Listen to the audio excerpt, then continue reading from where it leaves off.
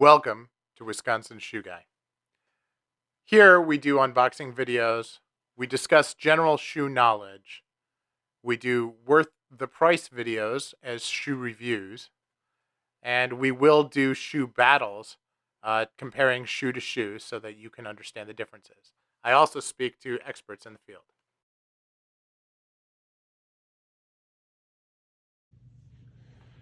Welcome, and today we're going to do a different type of shoe review.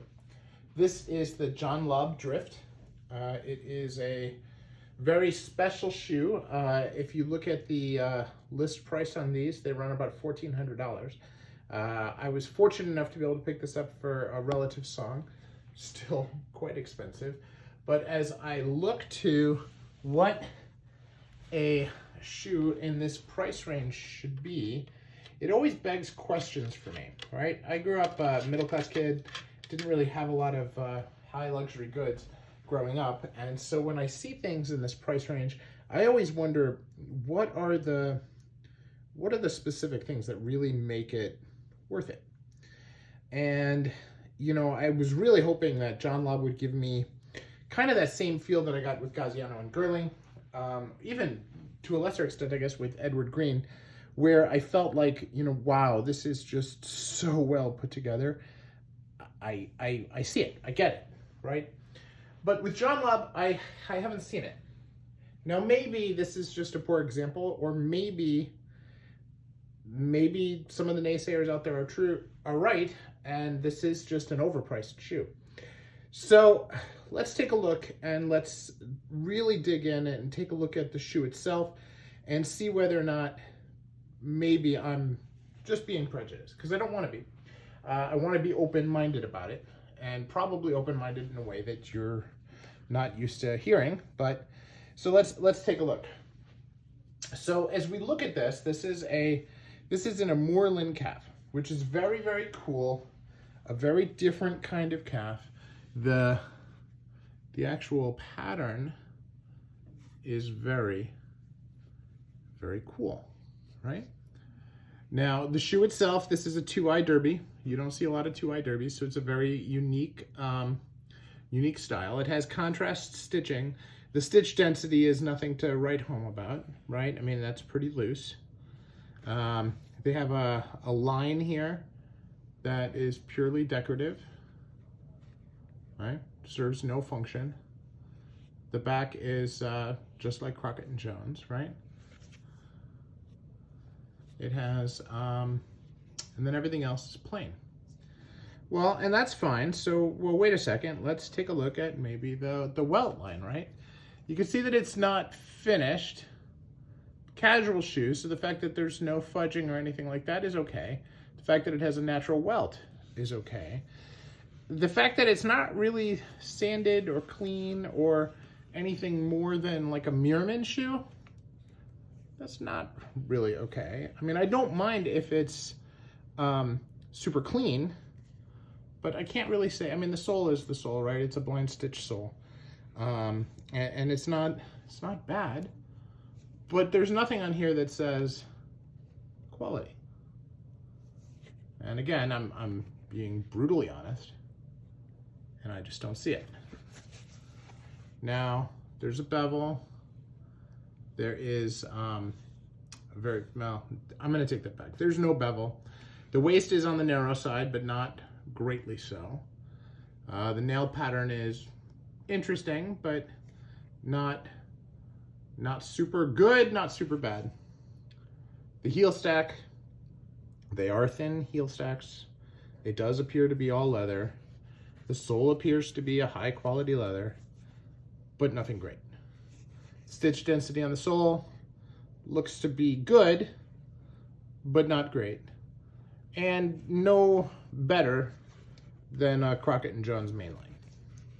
It's a 270-degree welt. I look at all of this, and I fail to see it. Okay. Now, I got a great deal on these. I bought them on the Shoe Snob Marketplace. I bought the trees. The trees were a good portion of the total cost of these shoes. But for John Lobb, for what was $1,400 shoes, getting them at even greater than 50% off, or close to 50% off, is good. But what did I pay for, right? I could get a Carlos Santos shoe that has a blind stitch and that is a 2-eye derby for a good price. So what did I pay for? Now I look at this shoe and I look, and is the stitching clean? It's mostly clean, you know? And this is a very simple shoe, right? It should be simplified elegance. That's what you want in a shoe like this. It's unlined. It's just supposed to be, let's take a look at that stitching. You know, once it gets in focus, anything that looked like it was kind of dodgy from the side, it's not really dodgy. I mean, the welt is super clean. You know?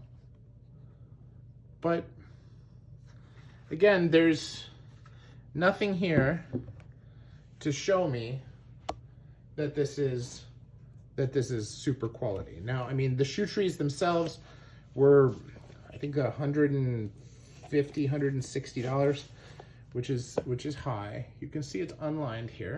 All right. Now the fit on these is incredible. All right, so unlined. So it has the lining on the joints, just like my Churches. On my Churches, though, they're suede on the outside, so the inside is smooth leather. And you can see that they're full grain. I think that these are, I mean, judging from the look at it, it probably is a full grain. And then it has this embossed texture in it. So again, why would they feel like these are worth $1,400? And I'm stuck. I really am. The answer that I give you is, I don't know.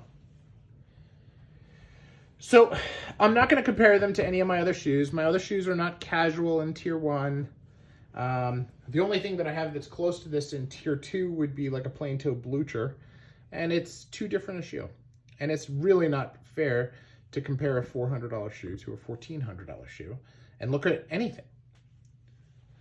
So that's my thoughts. In my mind, John Lobb remains a question mark. They're beautiful shoes, but are they worth it? The style, the last, is very nice. It's elegant. It feels fantastic. But does it feel better than a Crockett and Jones? Mainline. Does it feel better than a Trickers? Mainline.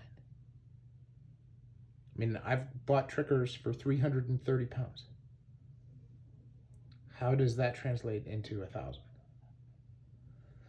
So this is Wisconsin Shoe Guy. This is a long way of saying, I don't get it.